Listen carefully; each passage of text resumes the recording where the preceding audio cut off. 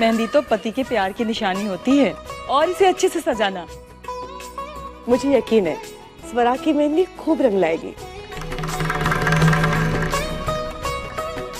हाँ भाई, रंग क्यों नहीं लाएगी? दोनों में इतना प्यार जो है।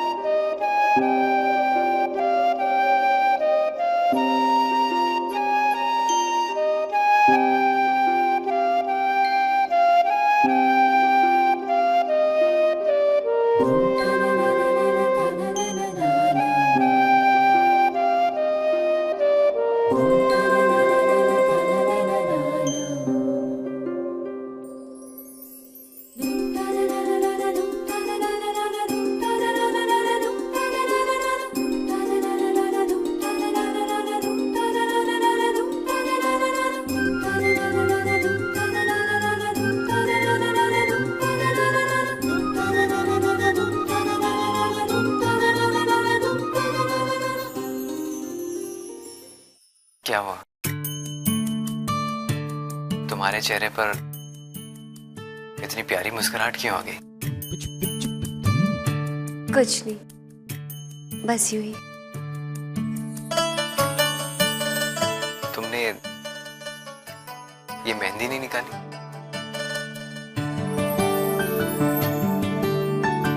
आई कहती है कि मेहंदी जितनी ज्यादा देर रखो रंग उतना ही ज्यादा खिलता है, और जितना ज्यादा रंग खिलता है पति का प्यार और उम्र दोनों बढ़ता है।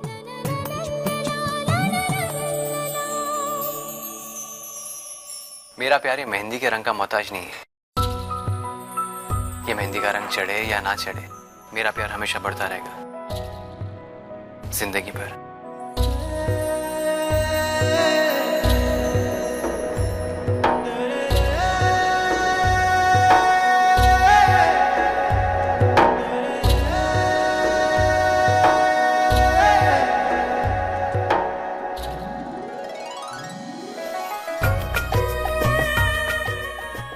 चाबे की फूल की खुशबू है। ये फूल इतने अच्छे होते हैं ना कि मुरझा जाने के बाद भी इनकी खुशबू वैसी की वैसी ही रहती। पता है आपको आदित्य, जब मैं छोटी थी ना और गुड्डे गुड़ियों की शादियां करवाती थी तो मैं अपनी गुड़िया को इन्हीं फूलों से सजाती थी। और तब मैंने एक सपना देखा था कि जब मैं बड़ी होंगी और मेरी शादी होगी तो मैं अपने बालों पे भी वही फूल लगाऊंगी। कितने नादान होते हैं हम बचपन में, कुछ भी सोचते हैं, तभी हमें पता नहीं होता ना कि सारे सपने हकीकत नहीं बनते। पर कभी कभी कोई अनदेखा सा सपना अचानक हकीकत बन जाता है।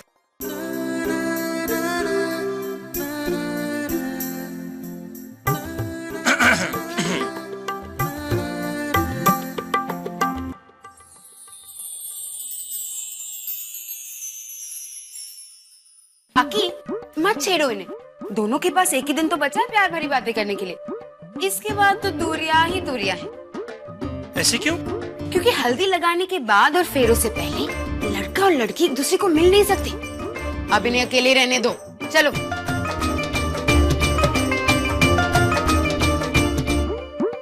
अरे चलो।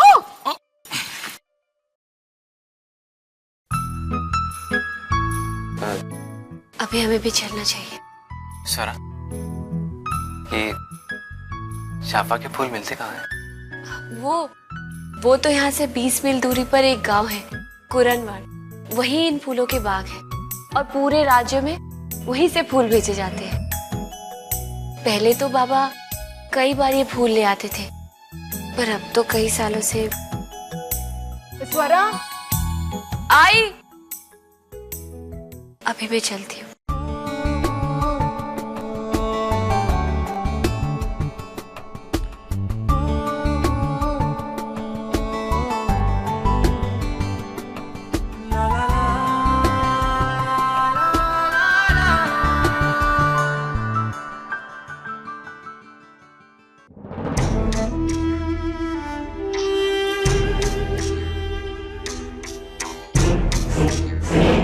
आदित्य राजे देशमुख, तू चाहे तो पाताल में भी जाकर छुप जा। महेश तुझे ढूंढ निकालेगा और तेरे किए की तुझे ऐसी सजा देगा कि देशमुख खानदान की आने वाली 10 पुश्तें भी महेश के नाम से डरेंगी। स्वरा,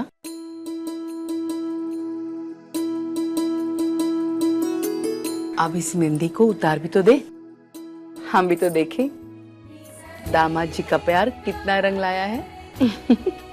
चल।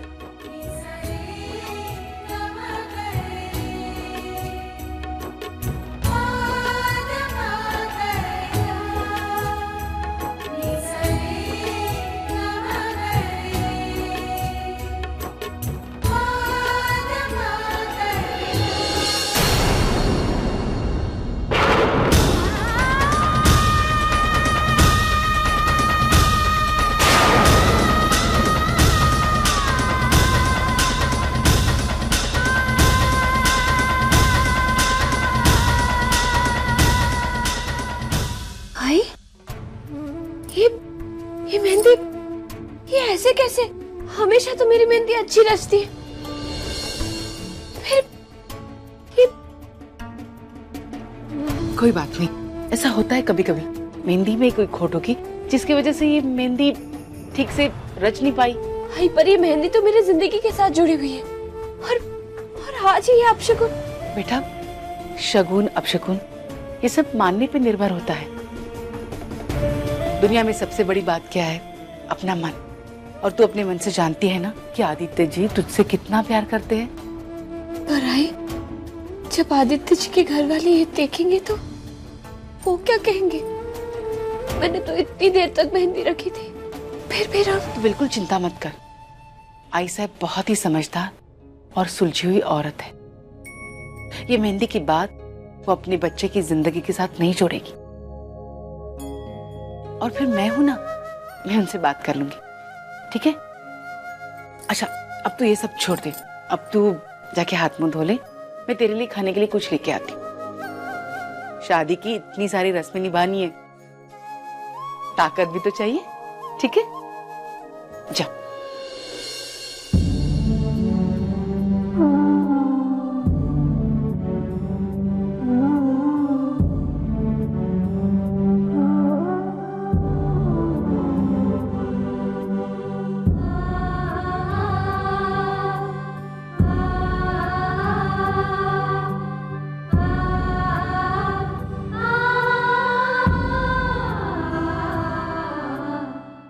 मैंने स्वरा को तो जैसे तैसे समझा दिया, पर अपने मन को कैसे समझाऊं? वो भी तो घबरा रहा है।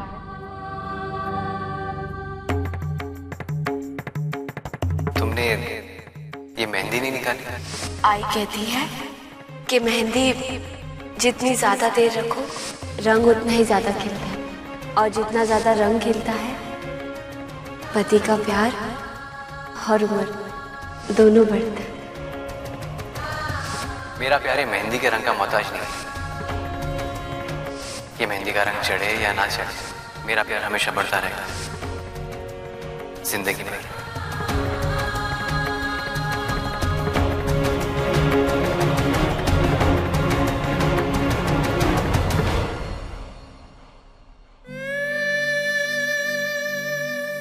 क्या हो रहा है ये सब?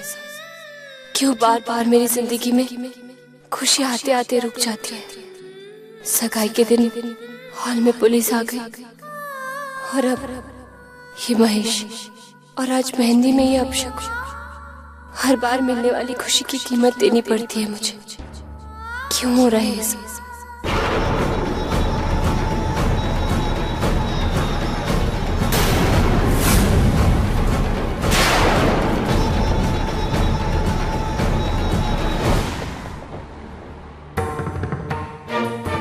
नहीं, ये मेरा वहम नहीं हो सकता। वो यही गई है, महेश जरूर यही है।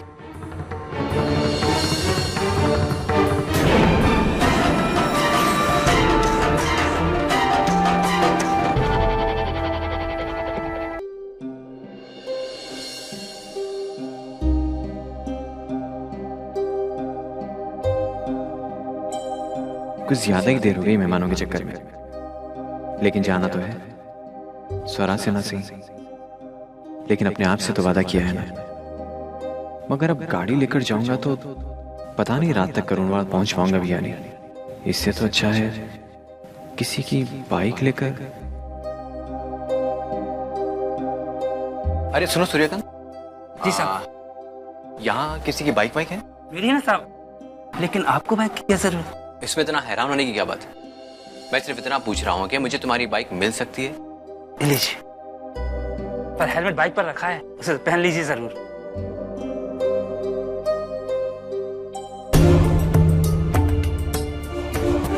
इस कमरे में भी नहीं है, अपने कमरे में भी नहीं है। इस वक्त कहाँ चले गए वो? मैं कहाँ ढूंढूं इतनी रात को उन्हें?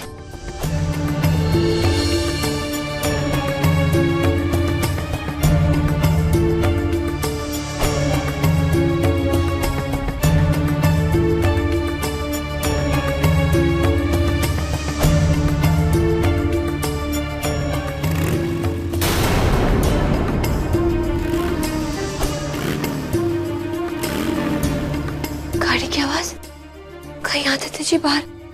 नहीं, मुझे उन्हें रोकना होगा।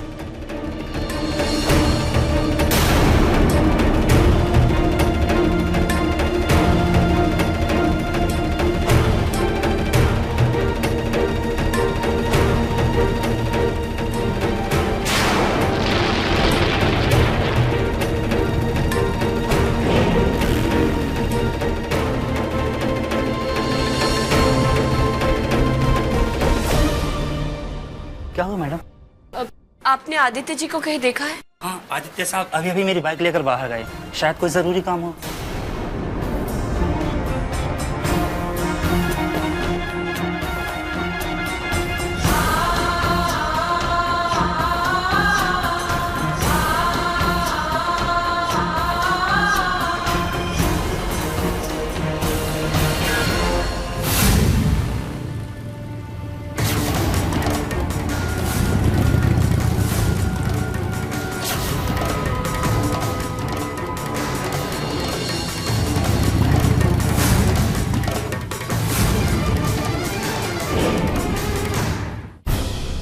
मेहंदी का रंग नहीं चढ़ा, लेकिन आज तक अपने स्वरा के साथ ऐसा कभी नहीं हुआ।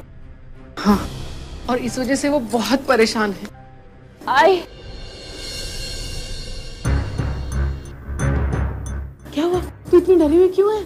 आई मुझे बहुत डर लग रहा है। बाबा, मैंने अभी भी महेश को यहाँ देखा और मुझे पता है कि वो यही कहीं है। कहीं उसने आदित्य जी को कुछ? नहीं स्वरा, आदित्य जी को कुछ नहीं होगा, तू चिंता मत कर। ऐसी चिंता ना करो बाबा, तुम देख रहे हो ना, एक के बाद एक अपशकुन हो जा रहा है। और इस वक्त तो आदित्य जी भी घर पे नहीं है। वो मेरे लिए साफे का फूल लाने कुरुनवाड़ गए हैं। एक तरफ ये मौसम इतना बिगड़ रहा है और दूसरी तरफ वो महेश कहीं आदित्य जी के जान को गए। सब कुछ मेरी गलती है। मैंने ही उनको फूल लाने के लिए, मेरी किस्मत में हमेशा ये दुख लिखा हुआ है। और जब से मैं आदित्य जी की किस्मत से जुड़ गई हूँ ना, उनकी भी किस्मत में मुसीबत ही मुसीबत। नहीं स्वरा, देख ऐसा कुछ नहीं हो रहा है, तो अपने आप को दोष देना बंद कर दे। अपने दिमाग से निकाल दे कि तेरे हाथों की मेहंदी ठीक से नहीं रची है, इस वजह से कुछ बुरा होने वाला है। अपने दिमाग से ये बातें निकाल दे। देख महेश यहाँ नहीं है। मैं जानती हूँ कि तू कौन से दौर से गुजर रही है, पर तुझे अपने आप को संभालना होगा ना। सब ठीक हो जाएगा। तो यहाँ क्या करिए? चलो आंगन में बैठ के कॉफी शॉफी पीते हैं। नहीं, आप लोग जाइए ना। अरे स्वरा, जरा अपना हाथ तो दिखाओ। मेहंदी कैसी रची है? रची है क्या?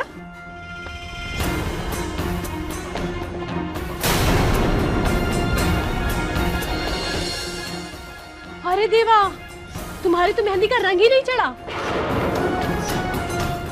ऐसा कैसे हो गया? नहीं नहीं, ये तो बिल्कुल अच्छा नहीं है। कोई बहुत बड़ा अपशगुन होने वाला है।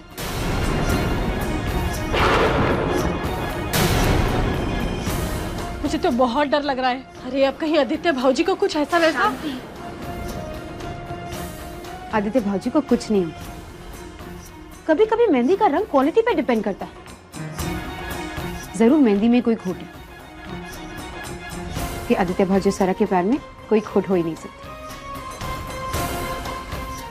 स्वरा, हम नीचे जाते हैं, तुम आ जाना। हाँ शांति, चलो।